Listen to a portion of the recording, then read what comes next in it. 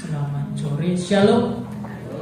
Selamat sore Bapak Saudara yang terkasih dalam Kristus Yesus Tuhan kita. Pada kesempatan sore hari ini kita akan sama-sama mendengarkan kebenaran firman Tuhan yang saya beri judul Kehidupan Setelah Kematian. Bapak Saudara, satu judul ini mungkin sering kita dengar atau kita hanya dengar di dalam ibadah-ibadah penghiburan, ya, ibadah-ibadah kematian, tutup peti atau penguburan, ya, keberangkatan jenazah. Kita biasanya mendengar khotbah-khotbah dengan tema seperti ini di waktu-waktu tersebut. Sedangkan di hari-hari atau ibadah-ibadah umum jarang, kadang-kala, ya. Mungkin pernah tapi tidak selalu. Tapi mari kita akan sama-sama mendengarkan tentang satu hal, yaitu kehidupan setelah kematian. Dan judul ini mungkin saya akan pakai secara series berkelanjutan, ya. Ini ada part 1, ada bagian 1. Bagi jadi berapa bagian? Tapi ini bagian yang pertama. Kita akan belajar, ya, tentang bagaimana keadaan kita setelah kehidupan. Apa yang akan terjadi dan mungkin apa konsep yang salah yang kita sudah pahami ternyata salah, tidak sesuai Alkitab mungkin, atau konsep yang benar tentang kematian itu bagaimana. Kita akan melihat, Bapak Saudara. Mari maju slide selanjutnya. Konsep yang salah tentang kematian. Banyak orang menganggap kematian itu adalah satu, bukan akhir, atau maksudnya kematian itu manusia itu masih ada di dalam dunia, rohnya dan jiwanya itu masih ada di dalam tubuh. Dia waktu mati dikubur, kita masih menganggap roh dan jiwanya itu masih ada di kuburan, gitu ya.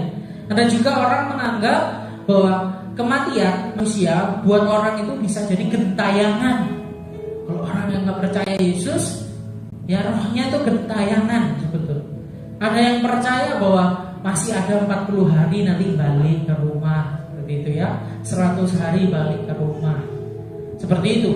Tetapi ternyata ini adalah konsep yang tidak sesuai Alkitab.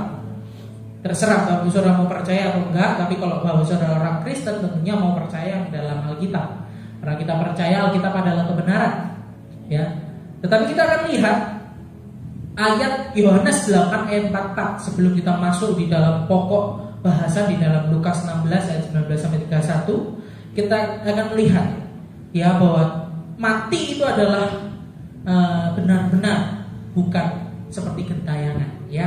Kita lihat Yohanes pasal 8 ayat 44. Oh, maaf, ya, saya salah ayat, ya. Jadi banyak orang menganggap hal-hal tersebut, ya, iblis, manusia mati yang nggak percaya jadi setan, jadi gendruwo, jadi tuyul. Ada yang bilang jadi hal-hal yang seringkali di dunia ini, khususnya di bangsa Indonesia ini seringkali masih percaya hal-hal tersebut, Bapak Saudara. Ya, konsep ini tidak benar, Bapak Saudara. Manusia dan iblis itu berbeda. Manusia itu adalah satu ciptaan yang berbeda dengan iblis. Ya, saya sedikit jelaskan tentang malaikat dan Lucifer. Tahu, ya, Lucifer, seringkali kita dengar Lucifer itu iblis yang paling hebat. Kalau dalam buku kuno, Yahudi kuno, ada yang mengatakan kalau namanya sebenarnya bukan Lucifer, tetapi Luciel, ya, karena malaikat Tuhan. Sama seperti Gabriel, Mikael, seperti, ya, malaikat Tuhan, tapi yang jatuh dalam dosa. Ketika jatuh dalam dosa dinamakan Lucifer, gitu, ya, Bapak Saudara, ceritanya. Kalau Bapak Saudara cari di Alkitab nggak dapat secara eksplisit Lucifer, gitu, ya, nggak dapat, ya, nggak ada. Tetapi ini tafsiran-tafsiran dan sebagainya tentang iblis. Pelajaran namanya angelologi, ya, tentang malaikat.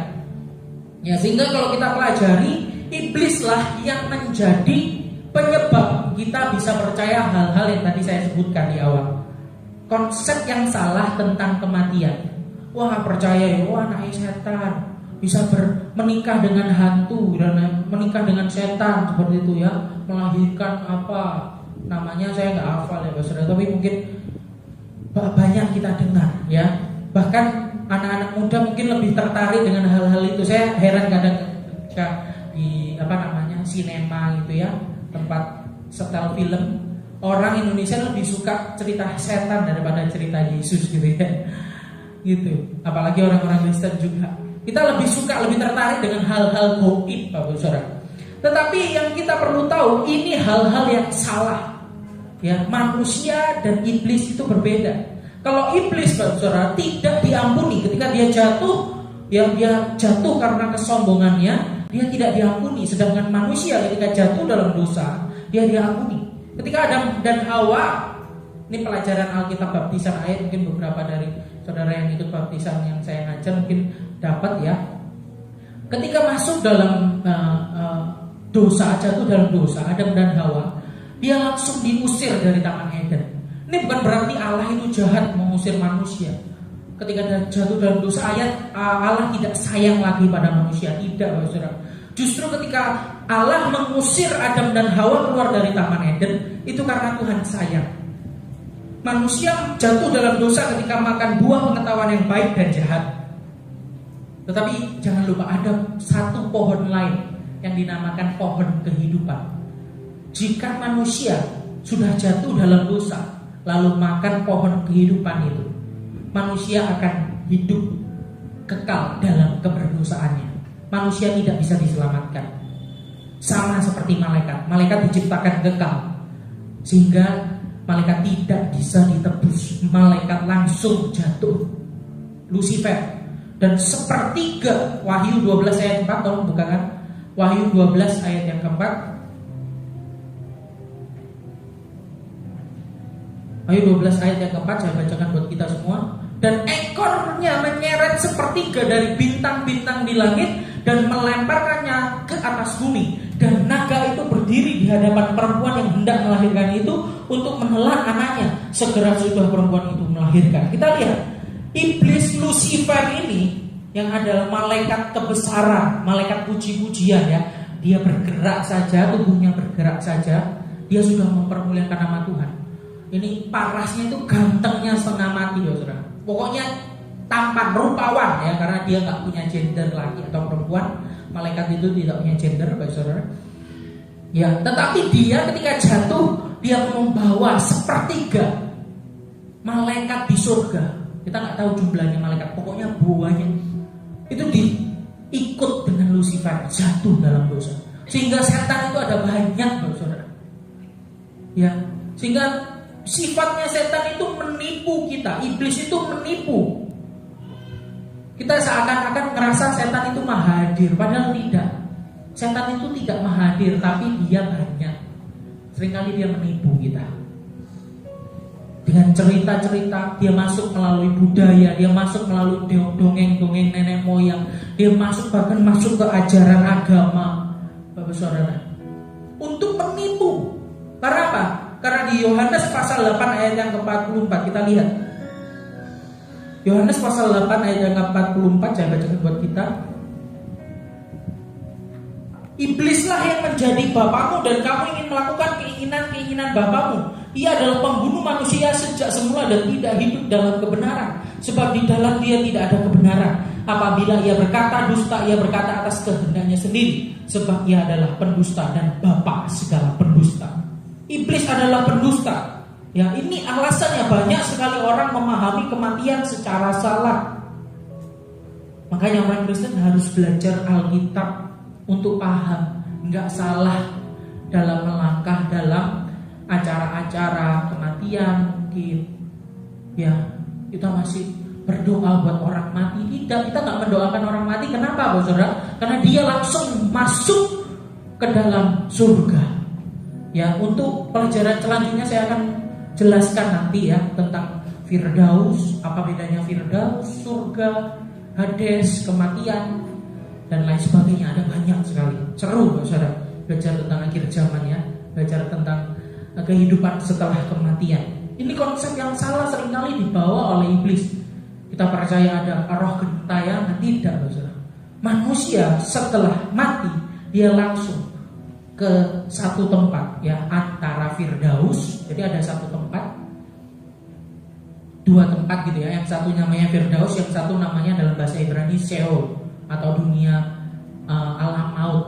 Dua-duanya adalah Hades. Jadi kehidupan setelah kematian.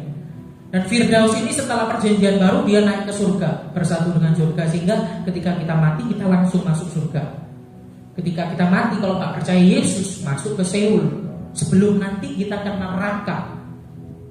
Di akhir zaman itu dari Seoul dunia orang mati akan dikirim ke neraka bersama-sama dengan iblis. Iblis juga dihukum, Mbak Saudara. Ada yang kita sering dengar, mungkin ada kesaksian, ada orang ngomong saya pergi ke neraka, saya lihat iblis itu bawa tongkat 3 itu ya, trisula itu ya, untuk menghukum manusia. Wah, sudah jelas salah. Kenapa? Manusia dihukum bersama-sama dengan iblis. Iblis juga dihukum, bukan jadi penghukum, Bapak Saudara. Kalau kita belajar Alkitab, kita tidak mudah percaya dengan hal-hal yang dikatakan mimpi atau dikatakan kesaksian orang dan lain sebagainya. Kita lebih percaya Alkitab. Kenapa? Iblis menipu. Dan itu bisa terjadi di perjanjian lama pun terjadi ya. Samuel juga bangkit. Dikatakan Samuel itu bangkit, seakan-akan bangkit dari kubur terus ngomong kepada satu tokoh seperti itu. Itu tipu muslihat iblis. Iblis menyerupai seseorang untuk menjadi tipu muslihat buat orang itu. Mungkin ada ya cerita-cerita, engkau saya datang dalam mimpi. Kalau engkau Bapak Saudara atau orang tua Bapak Saudara sudah percaya Yesus, jangan percaya cerita itu. Itu mungkin saja iblis yang menyerupai orang tua atau engkau saudara. Atau bisa jadi Bapak Saudara, ya, iblis berpura-pura juga bisa jadi malaikat. Ada ayatnya di firman Tuhan. Kalau sekalipun ada malaikat yang memberitakan Injil yang lain dari kebenaran firman Tuhan, dikatakan jangan percaya. Karena iblis pun bisa menyerupai malaikat, dikatakan. Ya, asalnya iblis malaikat, dia rupawan. Ya, sehingga kita mesti belajar konsep tentang kematian yang benar. Next slide. Nah, kalau kita sudah belajar tadi salah, gentayangan itu nggak ada. Iblis itu tidak punya kelamin atau gender, ya, tidak bisa menikah. Lalu manusia jiwanya itu tidak tinggal di dunia, dia langsung tembus ke surga. Kita akan melihat konsep yang benar tentang kematian sesuai dengan kebenaran firman Tuhan. Yang pertama, kematian itu adalah keuntungan. Filipi pasal yang pertama ayat yang ke-21. Saya bacakan buat kita semua. Filipi pertama ayat yang ke-21. Karena bagiku hidup adalah Kristus dan mati adalah keuntungan. Ini satu konsep yang hanya ada di kekristenan. Coba cek di tempat lainnya. Ada nggak konsep tentang kematian itu adalah keuntungan? Semuanya pasti takut dengan yang namanya kematian. Hanya di kekristenan, ya, dikatakan hidup adalah Kristus tapi mati adalah keuntungan. Sehingga kita mesti percaya, berpegang teguh bahwa kematian itu satu hal yang untung bukan rugi. Tetapi kalau kita diizinkan hidup, itu memberi buah, menjadi pelayan Tuhan, melayani Raja di atas segala raja. Nanti kita kan juga belajar bahwa kita juga ketika kita hidup ini adalah kesempatan buat kita mencari harta di surga, mengumpulkan harta di surga, karena mengat dan kara tidak menghancurkannya. Lalu yang kedua, konsep yang benar tentang kematian. Kematian itu tidak hanya keuntungan, tetapi kematian itu adalah pergi ke Allah Bapa. 2 Korintus 5 ayat yang ke-8. 2 Korintus 5 ayat yang ke-8. Saya sedikit banyak ayat, tapi saya bacakan buat kita semua. Tetapi hati kami tabah dan terlebih suka kami beralih dari tubuh ini untuk menetap kepada Tuhan. Jadi jelas konsep yang benar tentang kematian. Setelah kematian kita tidak tetap di bumi. Jiwa dan roh kita langsung pergi kepada Bapa. Itu langsung sekejap, saudara. Ya. Jadi konsep kematian itu adalah terlepasnya seseorang dari tubuh yang fana, tubuhnya mati, dikuburkan, terlepas dari kesusahan, kesakitan, keterbatasan tubuh, dan beralih kepada Bapa. Kok kita sebentar lagi akan terima tubuh dan darah Tuhan sebagai peringatan akan penebusan dosa kita. Ini adalah janji yang pasti. Ya, tadi lagu sebelum firman ini nanti kita juga nyanyikan. Kata dunia ini bukan rumah kita. Di tempat ini kita sementara. Rumah kita bersama Bapa di surga. Dan janjinya ya dan amin. Satu kepastian. Saudara, hal ini seringkali kita lupa. Karena itu yang membuat kita seringkali takut, khawatir, cemas. Makanya Tuhan kasih satu seremoni atau upacara supaya kita terus mengingat kematian, penebusan Tuhan, supaya kita nggak takut, supaya kita nggak cemas. Sebentar kalau kita akan terima tubuh dan darah Tuhan, ini sebagai pengingat akan penebusan dosa-dosa saya dan saudara ditebus di atas kayu salib, sehingga kita nggak cemas dan nggak takut menghadapi apapun juga. Itu mengingatkan kita pada Injil kebenaran Yesus Kristus, di mana ketika kita mati, kita langsung akan pergi kepada Bapa di surga. Puji nama Tuhan, kita akan masuk dalam inti cerita. Barusan sekedar intermezzo ya, pendahuluan. Kita akan masuk ke di dalam Lukas 16 ayat 19 sampai yang ke-31. Ya, kita buka Alkitab kita masing-masing.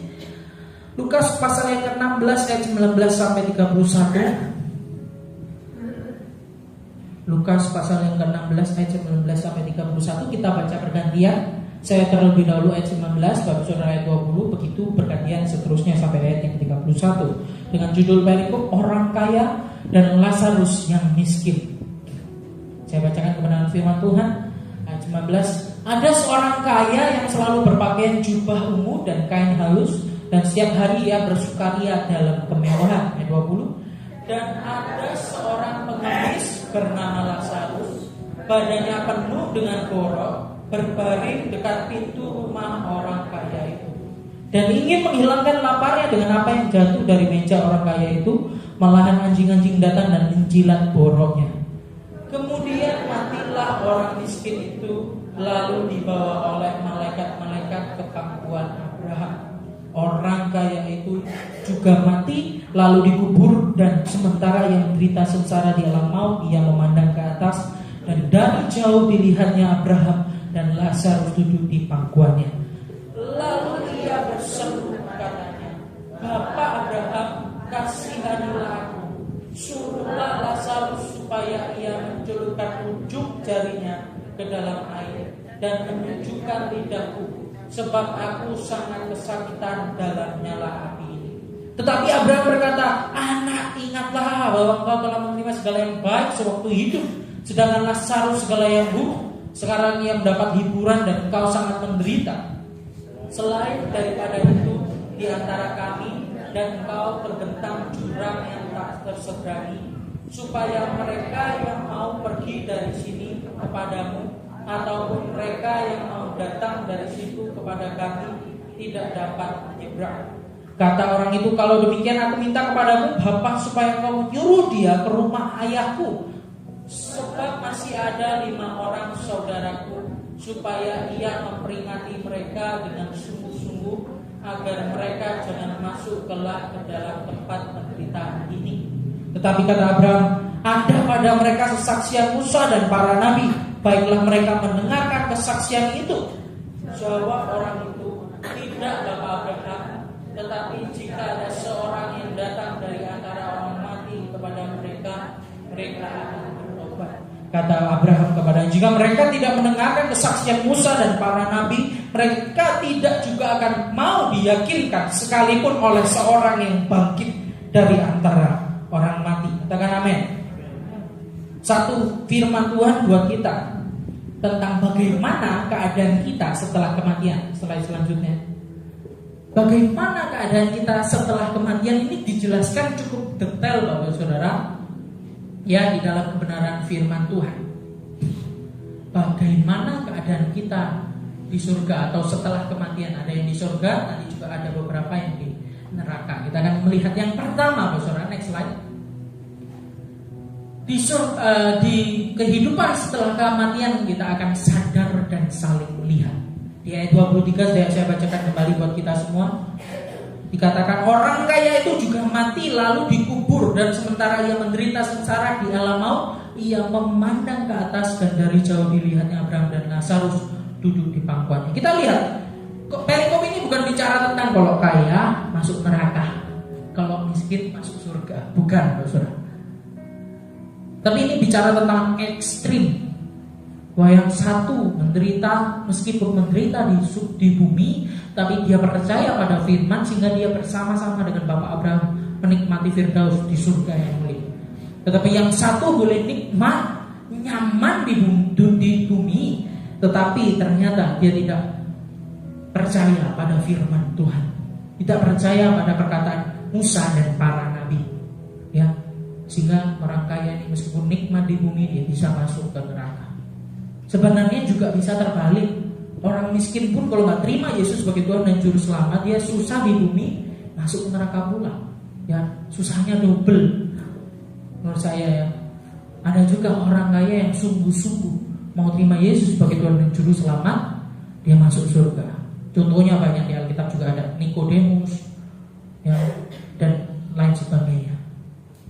Tetapi kita akan lihat kalau kehidupan setelah kematian itu kita semua sadar dan saling melihat dan langsung, ya, benar kan ceritanya, langsung yang kaya langsung masuk surga, yang miskin langsung ke Firdaus, ya.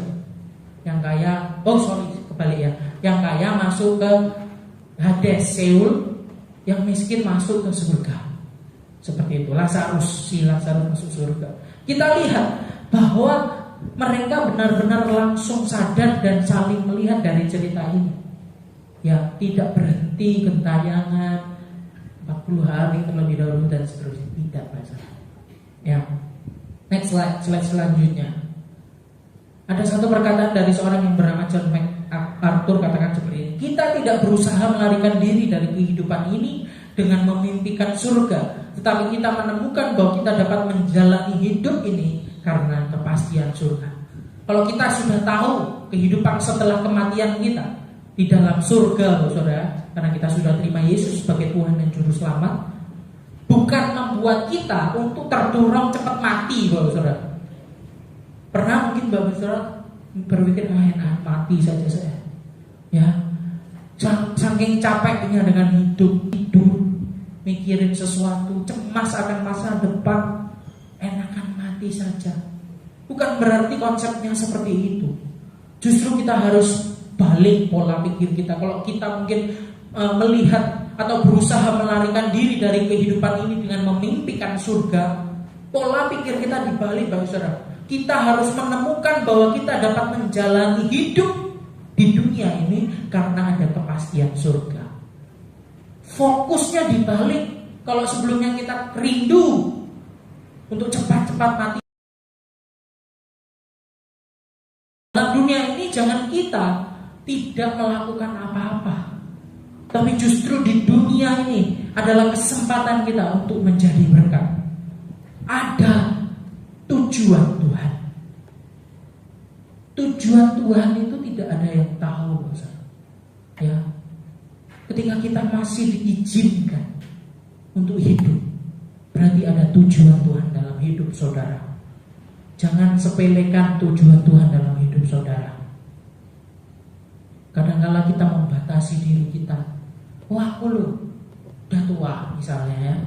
Aku loh gak bisa pelayanan. Aku loh seperti ini, aku loh seperti itu. Tidak, saudara. Hidup Bapak saudara ada tujuan. Mungkin Bapak saudara bisa mendoakan orang lain.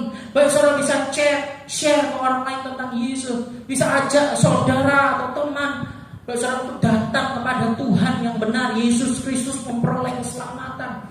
Banyak sekali tujuan dalam hidup kita yang bicara tentang berkat-berkat di surga. Kita mengumpulkan harta di surga, saudara. Banyak sekali. Menggembala, ya, pemimpin keluarga laki-laki itu bisa jadi menggembala. Kita punya satu mahkota, ya. Ibu bisa menggembala anak-anak, mendidik anak-anak dengan baik bersama. Itu mahkota. Bertahan dalam kesengsaraan, itu ada mahkotanya sendiri. Membawa jiwa kepada Tuhan, itu ada mahkotanya sendiri. Lalu upah-upah yang lain, loh, saudara, sederet banyak sekali mungkin, ya. Kumpulkan harta di surga, mengat dan kara tidak merusakkannya. Jadi Bapak saudara, ketika kita tahu bahwa kehidupan setelah kematian kita sadar, kita melek kita melihat, ya, itu menjadikan motivasi kita untuk hidup di dunia ini dengan baik, dengan sungguh-sungguh. Karena apa? Sudah ada kepastian. Kita nggak takut ditolak, ya, kita nggak takut disingkirkan. Karena apa? Mau mati sekalipun saya nggak takut hari ini, karena ada kepastian surga. Itu yang dirasakan Paulus, sehingga dia bisa katakan mati keuntungan. Dia nggak takut masuk penjara, dia nggak takut menghadapi orang-orang yang memfitnah dia, dia nggak takut menghadapi orang-orang yang mungkin menyingkirkan dia, dia nggak takut keluar dari perkumpulan Yahudinya dia nggak takut nggak bisa makan, padahal jabatannya sangat tinggi dan lain sebagainya. Karena apa? Karena dia sudah merasakan, dia sudah memiliki Roh Kudus yang membuat dia yakin bahwa dia terima satu surga yang mulia. Bahkan dia katakan penderitaan yang sekarang ini, ya, tidak akan pernah melebihi kemuliaan yang akan datang. Dia bisa melakukan dengan segenap hati. Ya. Lalu yang kedua, Bapak Saudara, bagaimana kehidupan kita setelah kematian? Yang kedua, saling mengenal. Di dalam surga nanti ada penghiburan buat saya dan saudara. Ya.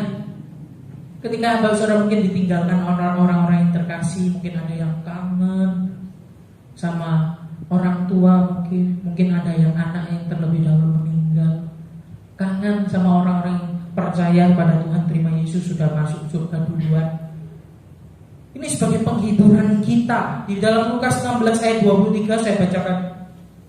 Ayat 23, orang kaya itu juga mati lalu dikubur, dan sementara ia menderita sengsara di alam maut, yang memandang ke atas dan dari jauh dilihatnya Abraham dan Lazarus duduk di pangkuannya. Lalu ia berseru, katanya, Bapak Abraham, kasihanilah aku, suruhlah Lazarus supaya celupkan ujung jarinya ke dalam air dan menyejukkan lidahku, sebab aku sangat kesakitan dalam nyala api. Kita lihat di dalam kehidupan setelah kematian ada cakap-cakap, bincang-bincang, ngobrol. Dan itu bisa dilakukan, Bapak Saudara, ketika Saudara satu tempat dengan orang ataupun di neraka, ya. Tapi kita lihat di sini bahwa ada komunikasi, ya, saling mengenal, lalu saling berkomunikasi. Next slide. Poin yang ketiga, saling berkomunikasi, ya. Jadi jangan khawatir kalau Saudara mungkin masih bersedih, berduka dengan orang-orang yang meninggalkan saudara. Sampai detik ini pun saya kadang-kala masih ingat Bapak Gembala, meskipun mau berjalan 3 tahun bentar lagi, ya, masih ingat. Kenapa? Ya, orang tua yang membesarkan saya dari kecil, ya, masih ingat kadang-kala pernah beres mili, itu istri saya ngasihkan diem malam-malam nggak bisa tidur, dengerin lagunya lagu kesukaan orang tua, nangis. Mungkin ada ibu-ibu janda-janda yang ditinggal suaminya merasakan seperti itu, atau suami yang ditinggal istrinya, atau anak ditinggal orang tua, ya, masih kangen. Ingat, kehidupan setelah kematian masih bisa komunikasi, kenal satu dengan yang lain, bercengkrama, sehingga ini jadi satu penghiburan kita. Tetapi sayangnya ada mungkin orang-orang yang katakan gini, wis kapopo kan neraka, penting ketemu artis, ya, guyonnya seperti itu, ya, ketemu orang di sana banyak artis di neraka, katanya nanti dugem. Dipikir neraka itu tempat dugem, lucu. Tetapi kita lihat ada satu orang yang berkatakan seperti ini. Next slide. Saya lebih suka pergi ke surga sendirian daripada pergi ke neraka bersama. R.A. Torrey yang mengatakan seperti itu, Pak. Kenapa? Mungkin orang yang berkata demikian tidak paham betul keseriusan kehidupan setelah kematian. Tidak paham betul bahwa kenikmatan, sukacita, damai sejahtera di dalam surga itu jauh melebihi yang kita bayangkan sekarang, Pak. Ya, sehingga sangat penting di sini kita paham tentang kehidupan setelah kematian, bahwa surga itu nyata, ya. Kalau surga itu benar-benar ada.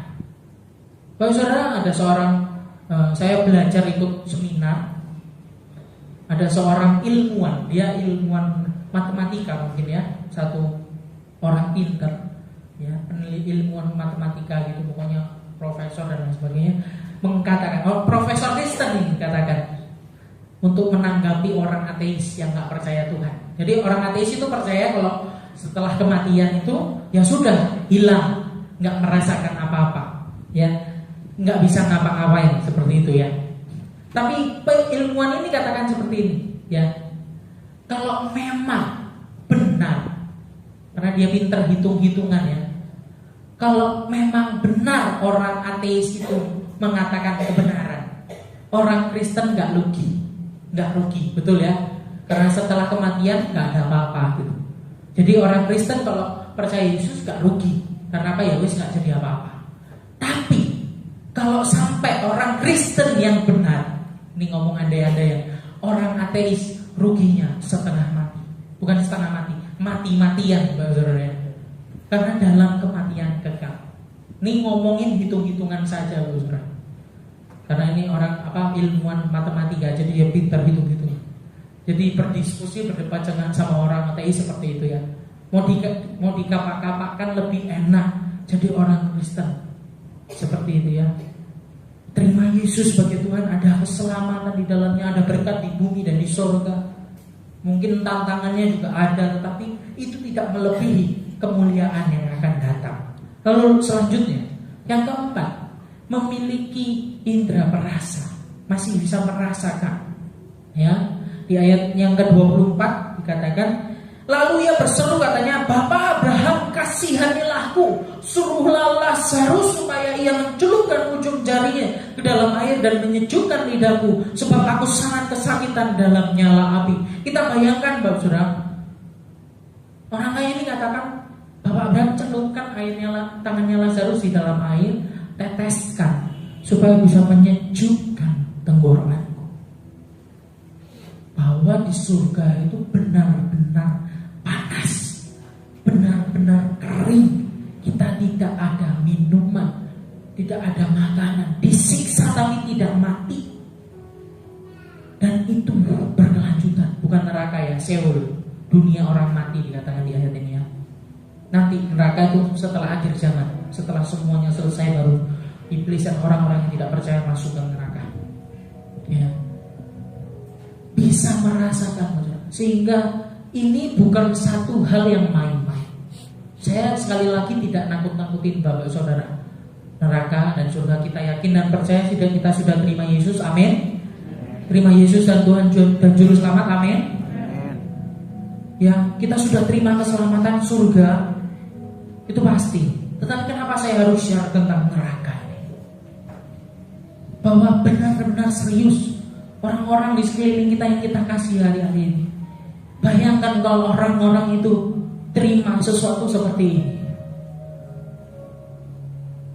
Air 1 sendok kalau sekarang di dunia aja nggak melegakan kita, tapi di situ 1 titik jari saja bisa melegakan. Saking tersita jiwa dan rohnya dia, karena tubuhnya sudah mati. Mereka menerima tubuh lain nanti di neraka. Jadi semuanya itu akan dibangkitkan. Orang Kristen menerima tubuh kemuliaan, orang orang yang nggak percaya Yesus akan menerima tubuh yang disiksa. Ya, kalau saya mau ceritakan lebih ngeri lagi ya detailnya, ini kapan-kapan. Tapi maksud saya di sini bukan nakut-nakutin, Bapak Saudara. Bahkan Bapak Saudara lihat sepanjang khotbah-khotbah saya sebelumnya, mungkin jarang saya mention atau jarang saya sebutkan tentang neraka. Karena Injil itu bukan bicara nakut-nakutin. Ayo, boleh gak percaya Yesus masuk neraka, bukan. Tapi justru Injil itu bicara tentang kasih. Ayolah, terima Yesus. Kenapa? Kalau gak terima Yesus kita gak masuk. Oh, itu gak adil. Masa Tuhan seperti itu? Kalau Tuhan, kita gak ikut Tuhan, kita masuk neraka. Tidak, saudara. Karena sebelum Tuhan memberikan keselamatan, kita seharusnya sudah binasa. Kenapa? Karena dosa dan kesalahan kita. Jadi bukan tidak adilnya Yesus, justru ada keselamatan itu bentuk kasihnya Tuhan. Kita lihat, ini adalah keseriusan. Ya, saya nggak kasih judul akhir zaman. Kalau judulnya akhir zaman takut ya. Tapi ini bicara tentang keseriusan. Kita lihat next slide. Itu tadi sedikit tentang neraka. Tetapi ada juga tentang surga. Dikatakan oleh John MacArthur seperti ini ya. Surga adalah kebahagiaan yang tak terbatas, kemurahan yang tak pudar. Ya, diucapkan sekali lagi, kebahagiaan yang tak terbatas dan kenikmatan yang tak terselami. Ada satu sukacita damai sejahtera yang sekali lagi tidak bisa kita rasakan di bumi. Kita akan rasakan di surga. Ya, kehidupan setelah kematian ada dua. Kita bisa merasakan sukacita damai yang seperti ini.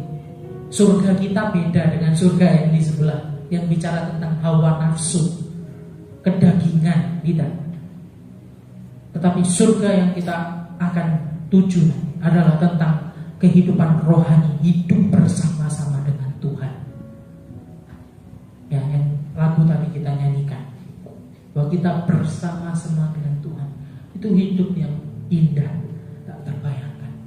Lalu yang terakhir, Bapak Saudara, poin yang kelima, ya, masih mengingat perkara di bumi. Kita lihat di ayat 27 dan 28. Saya bacakan buat kita semua.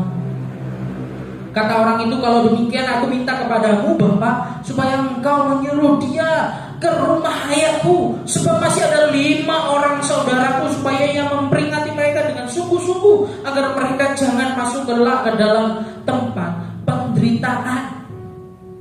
Kita lihat orang kaya ini masih ingat ada 5 orang saudaranya yang sama dengan dia berarti. Kenapa? Ya karena takut gak masuk surga. Takut gak menerima kabar keselamatan firman Tuhan. Minta tolong Abraham supaya ada orang yang bangkit dari antara orang mati, lalu ngomong kepada saudara-saudaranya supaya selamat. Masih mengingat perkara di bumi. Jangan sampai kita menyesal, saudara, ketika nanti kita sudah masuk surga. Oh Tuhan, masih ada orang di rumah saya, rumah ayahku yang belum selamat. Ya, tolong.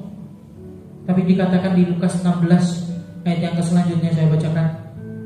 Tetapi kata Abraham, ada pada mereka kesaksian Musa dan para nabi. Baiklah mereka mendengarkan kesaksian itu. Ada satu firman, ya, kesaksian dari nabi, atau nabi itu penyampaian firman ya Tuhan. Dari biasanya kayak Nabi Yunus, itu Nabi Nuh gitu ya. Tuhan berfirman kepada Nuh sampaikan kepada orang-orang yang lain. Ada kesaksian, ada firman Tuhan. Seringkali banyak dari kita nggak mau percaya, nggak mau taat sama firman. Tunggu ada mujizat dulu, tunggu ada sesuatu yang extraordinary, bangkit dari antara orang mati. Tapi taat sama firman, percaya pada firman itu bukan tentang hal-hal demikian. Kalau kita nggak percaya, meskipun orang itu bangkit dari antara orang mati, kita nggak akan percaya.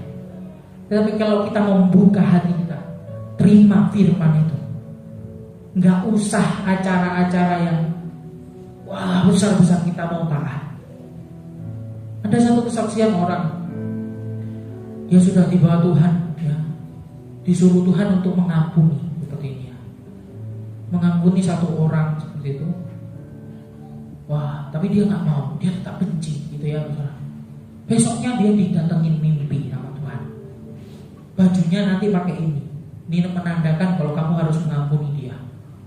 Mimpinya bajunya pakai ini, besoknya beneran pakai mimpi dia seperti itu. Besoknya lagi gitu, karena dia masih nggak percaya, saudara. Ya. Dan akhirnya dia baru mau percaya. Tuhan, teman-teman, saudara-saudara sekalian, teman-teman sampai ya. Saudara-saudara sekalian, kita lihat, jangan tunggu Tuhan bekerja, menyatakan tanda-tanda supaya kita taat firman. Karena firman itu sudah ada di depan mata kita. Tinggal kita baca dan kita taat. Maukah kita seperti Abraham yang tanpa tanya-tanya, tanpa protes, mau taat apa yang dikatakan Tuhan? Abraham sembelih Ishak. Dia langsung sembelih. Dia langsung sembelih. Dia langsung bawa Ishak untuk mau dikorbankan. Naik kepada gunung, dia langsung mau korbankan Ishak. tanda untuk taat. Seringkali banyak dari kita tunggu. Tapi kita belajar hari ini, jangan tunggu sesuatu yang wow. Untuk kita taat firman Tuhan, untuk kita percaya pada kebenaran, untuk kita percaya pada janji Tuhan. Lakukan saja, taat saja ya, pada firman Tuhan.